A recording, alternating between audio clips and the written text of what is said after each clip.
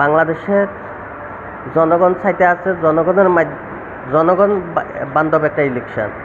আর যারা আন্ডারগ্রাউন্ডে রাজনীতি করে তারা চাইতে আছে কি ইসরায়েল মার্কা ইলেকশন, ফেয়ার পদ্ধতি। তাহলে বাংলাদেশে যদি এইসবগুলো যদি চলে তাহলে বাংলাদেশের মেইন জায়গা হচ্ছে ঢাকা বিশ্ববিদ্যালয়। ঢাকা বিশ্ববিদ্যালয়ে এখন ছাত্রকলে কারা পছন্দ করছে? যারা আন্ডারগ্রাউন্ডে রাজনীতি করছে তার করে পছন্দ করছে। কি জন্য আন্ডারগ্রাউন্ডের লোকের পছন্দ করতে হইব? তার ভিতর কি এর দূরে মেধা নাই?